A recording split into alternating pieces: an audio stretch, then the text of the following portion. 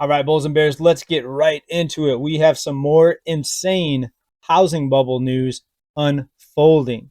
First of all, what's been happening in the housing market? It's been a very slow transition, but we're starting to see inventory rise. In fact, inventory nationwide is at the highest that it's been since August 2020. That's very significant because we saw declining inventory over the past several years, ever since 2020.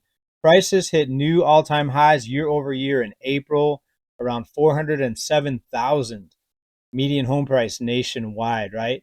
So no signs of the bubble bursting, but we are seeing signs of a slowdown because if you look at previous years, year over year numbers were up even more, right? So the fact that they're higher than last year doesn't tell the whole story because the increases have you have to look at the amount of increase year over year. It has been dwindling, right? So they're doing a lot. I talk about we're talking about the central banks, the regulators, a lot of different things to look at today. But let's start right here with the chart of inventory. We're going to talk about a very recent change that they're implementing, the powers that be are implementing to try to keep this housing bubble inflated, right?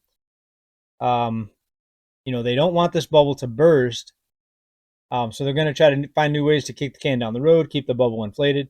Take a look at this chart here, though. This is inventory. There we go. So we look to the right edge of the chart, and what do we see? Inventory, 734,000 as of April. But we're at the same rate, close to the same rate as we were in late, or actually rather mid 2020. So things are changing very slowly, but here's what's being done to keep this housing market propped up. Now, if you've watched my previous videos, you know that one of the things being done is the government is backing most mortgages given out right now. Most mortgages given out right now are from non-bank lenders. All right, so we've got the Rocket Mortgages, formerly Quicken Loans, United Wholesale Mortgage, Guild Mortgage, all these non-bank lenders. And the government backs those loans, most of those loans from those non-bank lenders.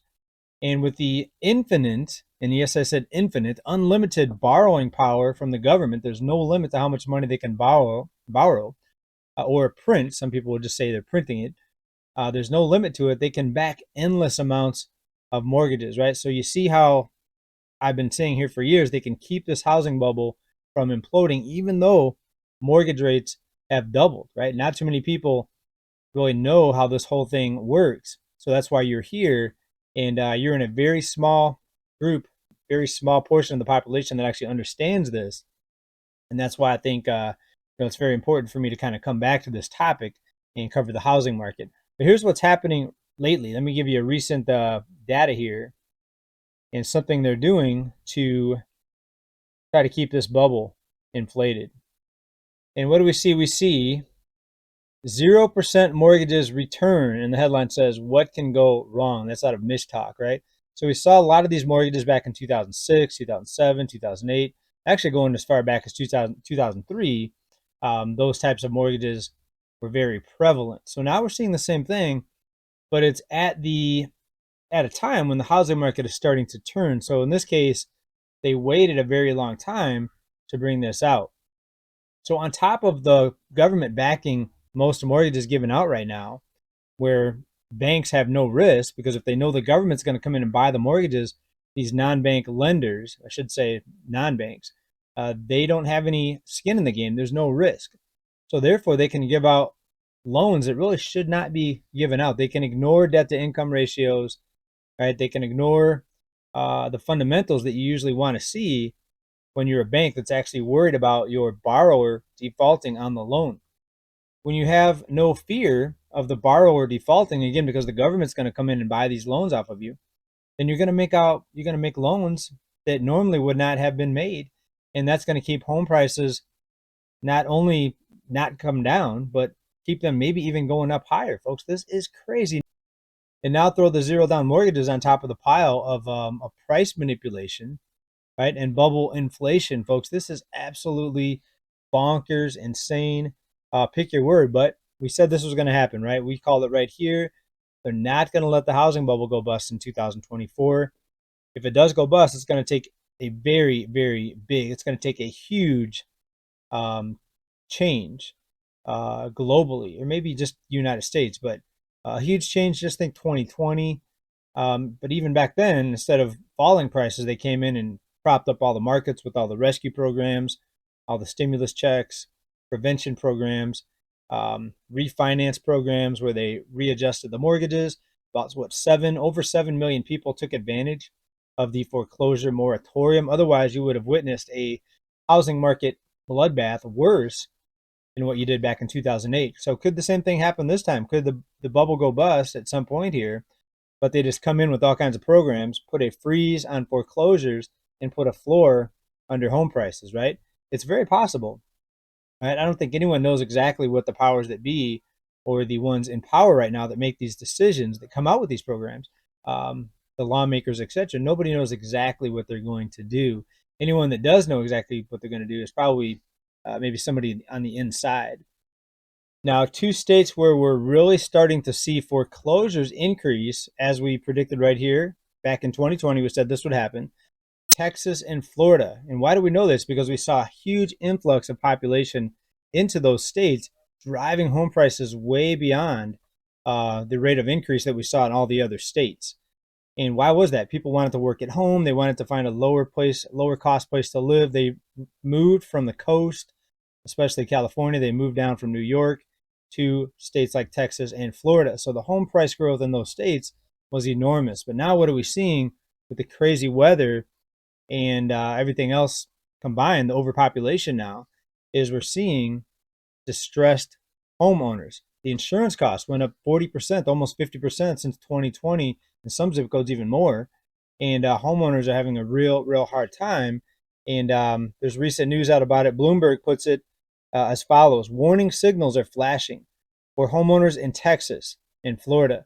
So if you're an investor, if you're someone that wants to start looking for a home right now, now might be a good time to start looking in these states, because you're going to see some desperate homeowners and maybe likely get some lowball offers accepted with the slowdown and with the rising inventory, not just nationwide, but especially in these two states.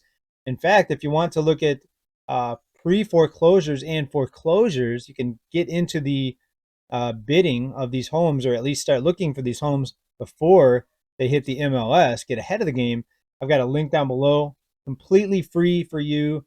It's a free 7-day trial, foreclosures and pre-foreclosures. You can also get other distressed properties down there. There's even a section on rent to own. So if you can't qualify for a mortgage, you might really want to check into that down in the description of this video. Again, completely free, 7-day free trial just for my viewers here. All right, so what's your prediction? Will we see the housing bubble begin to go bust later this year? Or will the zero down mortgages and all the government-backed loans that are still being bought up, will that keep the bubble inflated, and will it make home prices go up even more? What's your call down below? I still call price declines going into the fall and winter of this year, even with all the mechanisms put in place to try to keep the bubble from deflating. Right? In fact, if you look at the U.S. consumer, so many people out in the general population are hitting a brick wall financially. Here's another recent headline that underpins this out of Reuters. U.S. consumer loan delinquencies seen surging to 13-year high in 2023, and it got worse here in 2024. And people are just now realizing this with these news outlets finally reporting on this. But if you've been on this channel, you knew this was happening, and you knew we were going to see some things unfold this year. Like we just learned, what, 2 weeks ago, 3 weeks ago, that 1 out of 5 credit card holders has maxed out their credit cards, right? So we've got a lot of different forces coming together: inflationary, deflationary. Over here, they're trying to keep the markets from declining. They're trying to prevent deflation, but you have so much debt out there, and interest rates are so high for these holders of debt, especially credit card debt, that people are going to be forced to pull back on spending. And you're going to start seeing defaults increase. Not, I shouldn't say start, they've already been increasing. Foreclosures continue to increase, and the rate of increase is going to accelerate. So how's this going to be timing for later this year? It's going to be very interesting, that's for sure. But we've got some other news to get into today as well. Speaking of price cuts, we saw restaurants cutting prices. Like Burger King came out with this $5 value meal, or was that McDonald's? I quit eating fast food, so I forgot which one it was. But another store on top of it, we also had Target cutting prices on thousands of items. They know that the consumers are tapped out. Walgreens announces price cuts on 1,300 items amid ongoing consumer spending fatigue. Folks, that's a nice headline, spending fatigue. That's another term. It's a nicer term for consumers are broke. And if they're not broke, they're going broke, right? The debt is accumulating like we've never seen before. So come back to this channel for more updates. We're going to wrap this one up today. Everybody keep stacking.